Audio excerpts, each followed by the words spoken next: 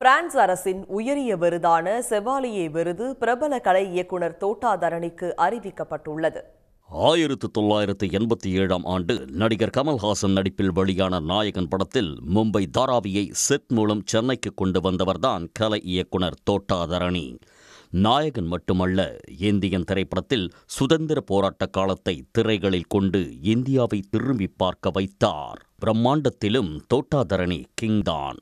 நடிகர் ரஜினிகாந்தின் சிவாஜி படத்தில் இடம்பெற்ற வாஜி வாஜி பாடலில் அவர் அமைத்த செட் வியப்பூட்ட வைத்தது.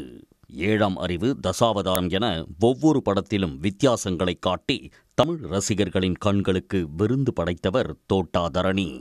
தோட்டாதரணிக்கு மிகச்சிறந்த வடிவமைப்பு திறன் உள்ளதுடன் வரலாற்று அறிவும் உள்ளது என்பதற்கு சான்றுதான் அவரது கலை இயக்கத்தில் உருவான பொன்னியின் செல்வன். கலை இயக்கத்தில் மாஸ்டராக இருக்கும் தோட்டாதரணிக்கு 2 முறை தேசிய விருது, ஒன்றிய அரசின் பத்மஸ்ரீ விருதுகள் வழங்கப்பட்டுள்ளன. இந்நிலையில்தான் பிரான்ஸ் அரசின் உயரிய விருதான செவாலியே விருதும் தற்போது அவருக்கு அறிவிக்கப்பட்டுள்ளது. பிரான்ஸ் கலை மற்றும் கலாச்சார அமைப்பின் மூலம் திரைத்துறைக்கு ஆற்றிய பணிக்காக இந்த விருது வழங்கப்பட உள்ளது.